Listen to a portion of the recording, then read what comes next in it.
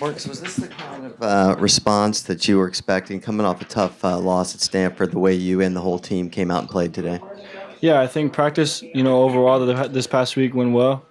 Guys responded well, and even though we went through a little adversity in the beginning of the game, we were able to fight through it. And again, that says a lot about these guys, about the guys in the locker room, and I'm proud of those guys. We really fought through it. We bounced back from a tough loss, and that's all we could do. Right here, Rob Mosley.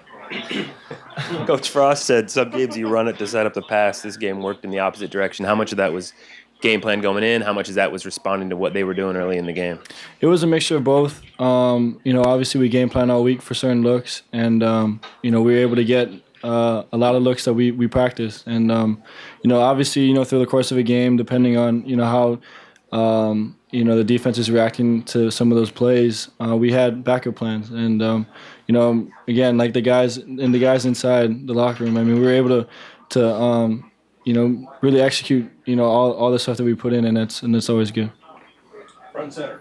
After starting the first half, not running the ball as you're used to, how do you avoid a sense of here we go again with your team? There was no sense of panic at all. The guys in the locker room, even at halftime, I mean, guys were looking around, and we knew that if we just take care of what we had to do, we'd be fine. And the offensive line responded. They came out and started pushing the line of scrimmage in the second half, and that was pivotal for us. But at the same time, we don't get our heads down if we're not up, 48-0 at half. We play in a tough conference. You're gonna get the best game out of each and every single opponent, and we just had to battle through some adversity a little bit, and we were able to. Right here. Marcus, a lot of throws from the pocket, obviously. Is it a confidence thing, not wanting to get out of the pocket and run? Last week, I think you took off on one first down run, and you showed your blazing speed. Same thing this time, straight ahead, blazing speed. Is it a confidence thing about cutting with the knee, or what? I don't know. It's a mixture of different things. Utah did a good job of keeping me in the pocket. They did a good job of just not, making me hand the ball off and a lot of the zone read stuff. But it's not a concern for me about my knee. I've learned to play with it, and I'm not going to let it be an excuse. And there's a couple times I should have taken off, but again, I'm going to just look back at it on the film and learn from it. Right here in the front. Marcus, you're obviously showing your competitive spirit out there, and I'm wondering if there's anyone in particular on the team that's helping boost your morale.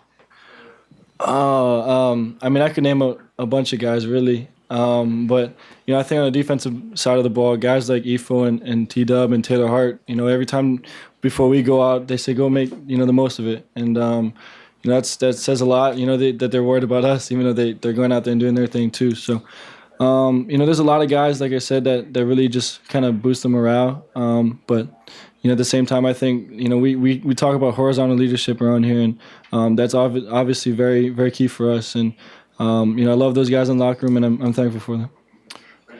Marcus, I mean this respectfully, but you have a lot to risk.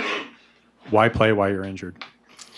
Because for me, the guys in the locker room, they mean the world to me. And it doesn't matter the type of risk that it's involved. I mean, every time you step on the field, you have the danger of, this is the game that we play. And, I'm not, like I said, I'm not going to let my knee be an excuse. That's something that's just you learn to play with. It's part of it. You learn to play with adversity, and you learn to play through some obstacles. And I love those guys with all my heart in the locker room. And, I mean, I'm going to fight and battle to the very end with them. And, there's no doubt in my mind that, they would have to pull me off the field before, I wouldn't play. So, like I said, I love those guys, and I'm going to continue to do my best.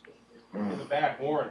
Marcus, we talked a lot this week about their defensive front and how great they've been at sacks. They got to you, I think, 3 times, maybe 4 times today. I think it was 3. Did you have to? Do you consciously protect yourself when you see that? What changed in the second half, protection-wise? Those sacks are on me. That's stuff that I gotta help those guys out. Depending on the look, I can side the protection one way or the other. And a couple times, I didn't, and that's on me. And like I said, those guys came out, the second half, they really controlled the line of scrimmage, and they made it a point to really try to dominate that facet of the game. And I'm proud of those guys. Our offense had to play well in the second half. Marcus, over here. Where's your confidence level at in terms of pulling the ball in the read option right now? I'm definitely confident in it. It just the look isn't there. I mean, the last couple games that we played, both teams haven't allowed me to pull, and like I said, it's not because of my knee. I'm not gonna let that be an excuse. So, it's just one of those games again that Utah just played the look, and I just had to hand the ball off, and the running backs were able to cut up and get some gains, and the offensive line did a good job blocking, and it's just one of those deals that they're not allowing me to pull. Andrew? What did you see on that pass to Braylon, that the 57 or whatever yard down the left sideline? What made that happen? They actually came out in a look that we really hadn't practiced all week. They tried to what we call cloud it. They played cover 2 and the corner bit on the flat route, and I was able just to kind of stick it behind the corner and let Braylon run onto it. And we've been getting a hard time about getting caught from behind, but he did an awesome job of just finding the hole, and I was able to find him. John, right here on your left one. Yeah, flip side to the running. Are you more comfortable in the pocket this week compared to say last week even? I don't know.